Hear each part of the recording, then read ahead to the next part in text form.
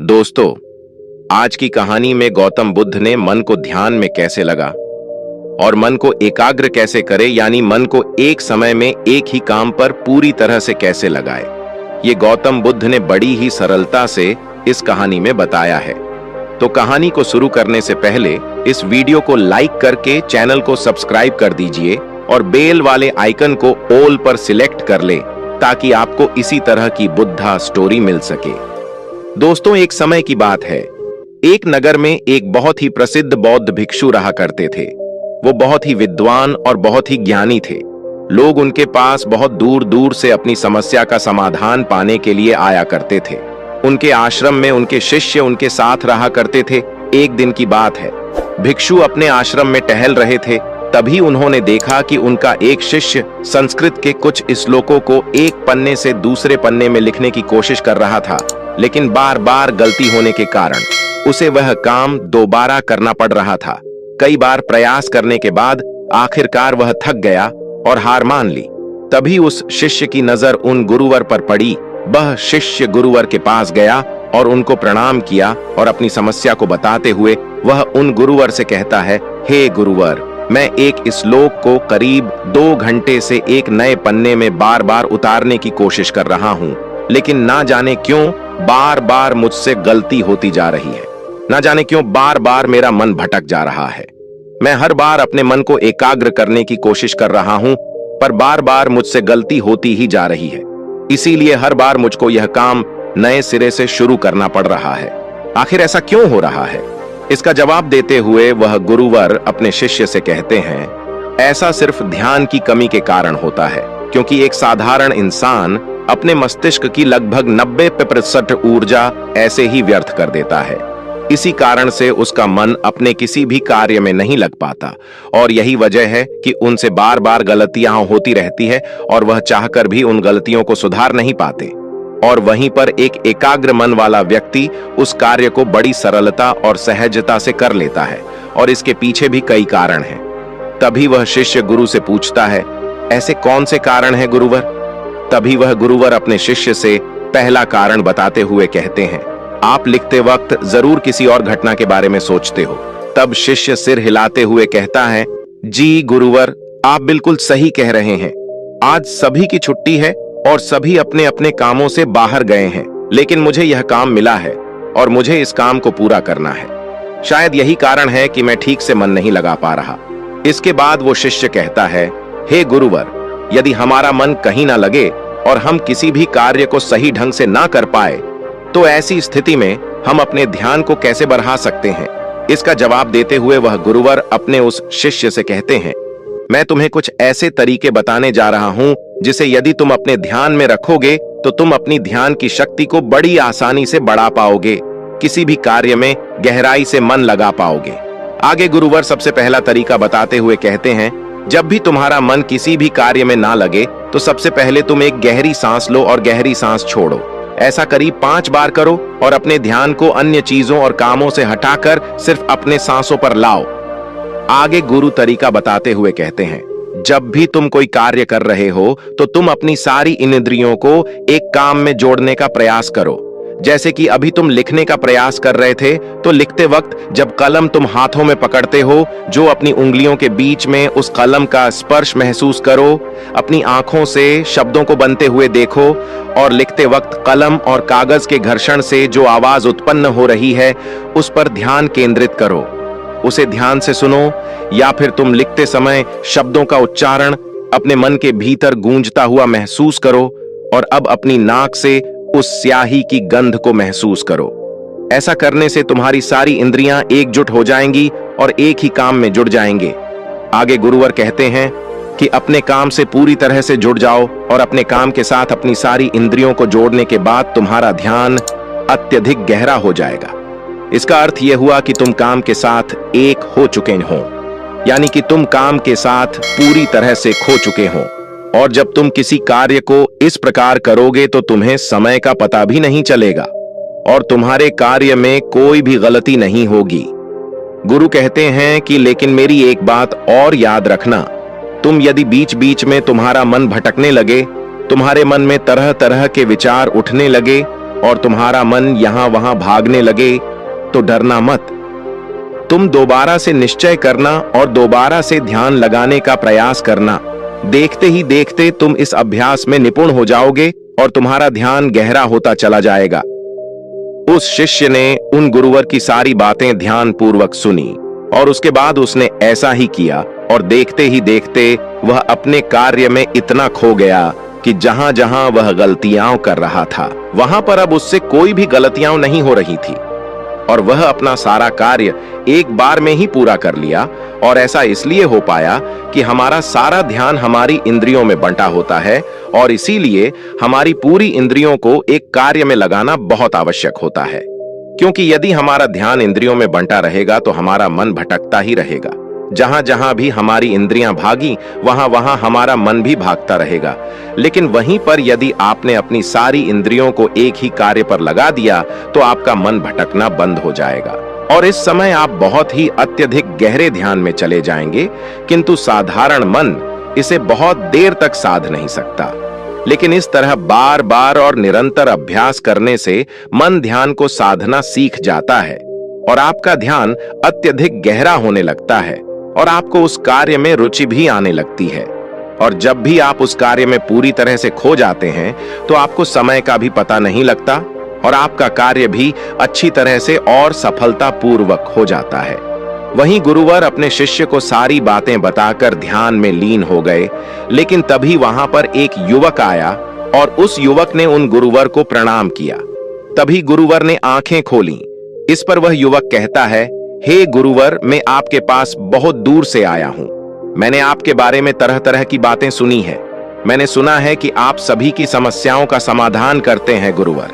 मेरी भी एक समस्या है, कृपया मुझे मार्गदर्शन करें। इस पर वह गुरुवर उस युवक से कहते हैं, बोलो आखिर तुम्हारी क्या समस्या है। वह युवक अपनी समस्या बताते हुए उन गुरुवर से कहता है, हे गुरुवर, मैं बहुत लंबे समय से तैयारी कर रहा हूं। मैं कई तरह की सरकारी परीक्षाएं दी, पर आज तक मैं किसी भी परीक्षा में उत्तीर्ण नहीं हो पाया। मुझे पता ही नहीं चल पाता कि आखिर मुझसे गलती कहां पर हो रही है, आखिर मुझ में क्या कमी है। उस युवक का यह प्रश्न सुनकर गुरुवर मुस्कुराने लगे और उस युवक से कहते हैं कि क्या तुम सच में अपनी परीक्षा में सफल होना चाहते हो।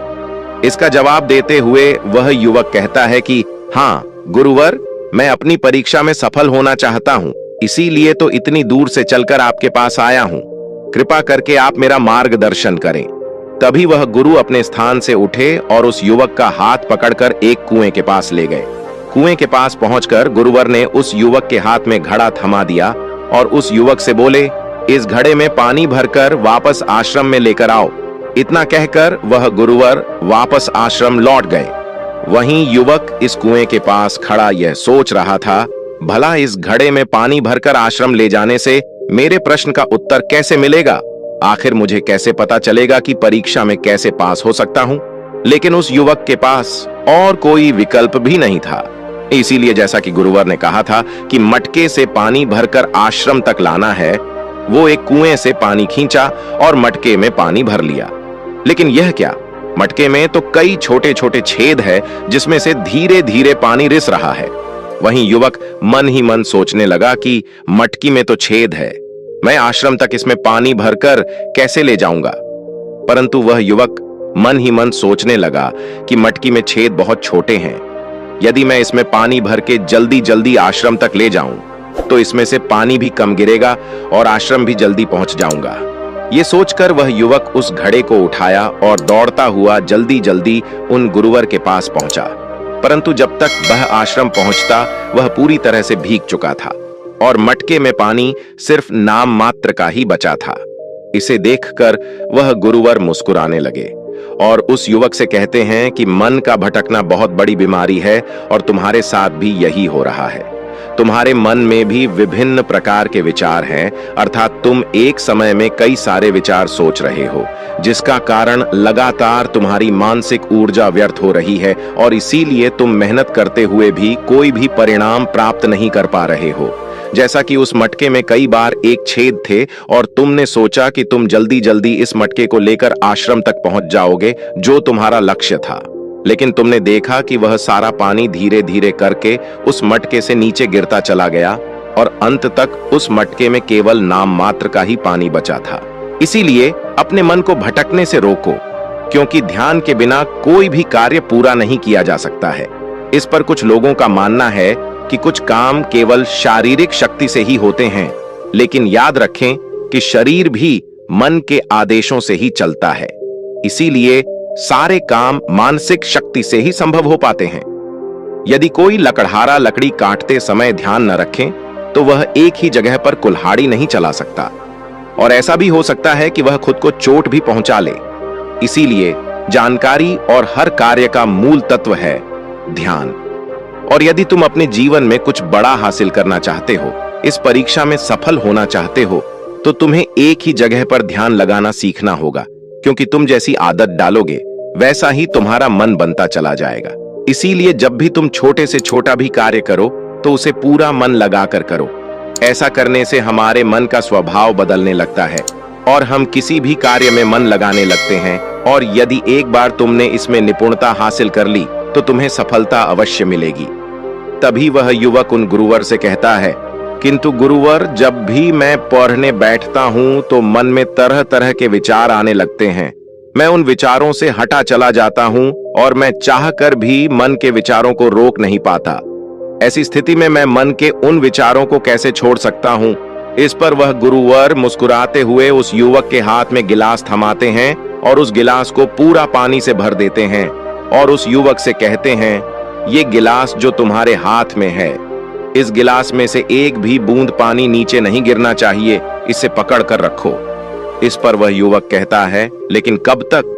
इसके जवाब में वो है गुरुवर उस युवक से कहते हैं, जब तक यह गिलास मैं तुम्हें नीचे रखने के लिए न कहूं। उस युवक ने उन गुरुवर की बात मान ली और वह फौरन ही गिलास लेकर खड़ा हो गया। आखिर में उसे भी तो अपनी योग्यता उन गुरुवर के समक्ष साबित करनी थी। शुरू में तो सब ठीक था, लेकिन कुछ ही देर बाद उसके मन में तरह तरह के विचार आने शुरू हो गए।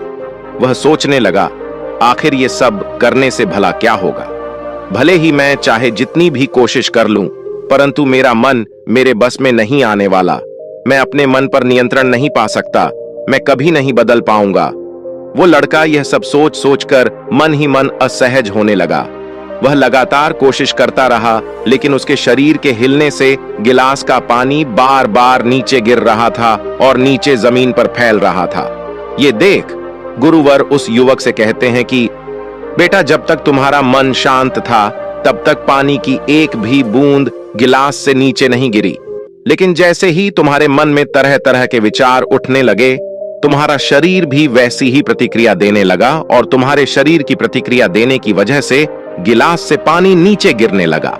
जब ऐसा होगा तब आप उस कार्य को बड़ी सरलता और सहजता से पूरा कर लेंगे। इस बीच जो भी समय लगने वाला है उसका भी अंदाजा आपको नहीं लग पाएगा, और साथ ही ना तो वह काम आपको बोझ लगेगा, क्योंकि जो कार्य करने में हमको आनंद मिलता है वह कार्य कभी बोझ नहीं लग सकता।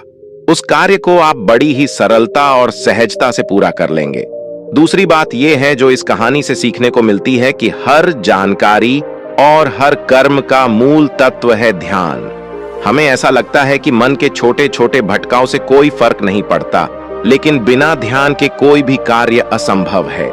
आपने कभी ना कभी यह तो महसूस किया ही होगा कि आप जब पढ़ाई कर रहे हैं या कोई जरूरी काम कर रहे हैं, इस दौरान आपके फोन में कोई नोटिफिकेशन आ जाता है तो आपका मन तुरंत ही कहता है कि चलो एक बार उस नोटिफिकेशन को देख लेते हैं, आखिर वह कैसा नोटिफिकेशन आया है। और जैसे ही आप उस नोटिफिकेशन को देखने के लिए अपने स्मार्टफोन को उठाते हैं, आपका पूरा ध्यान उस स्मार्टफोन में लग जाता है और आपका अधिकांश समय उसी में बीत जाता है। लेकिन जब आपको यह एहसास होता है तब तक बहुत देर हो चुकी होती है। तीसरी बात स्वीकार करो और जाने दो। जैसे गर्म लोहा हथौड़े की चोट से आकार लेता है, ठीक उसी प्रकार से हमारे मन के विचार भी एक हथौड़े की भांति है और उसकी चोट से इंसान का शरीर, व्यक्तित्व और मन आकार लेता है। आपने यह भी देखा होगा, जब हमारे मन में सकारात्मक विचार होते हैं तब हम बहुत ही पॉजिटिव, अच्छा और हल्का महसूस करते हैं, और वहीं जब हमारे मन में नकारात्मक विचार होते हैं तो हम बहुत ही भारी, परेशान और चिंतित महसूस करते हैं।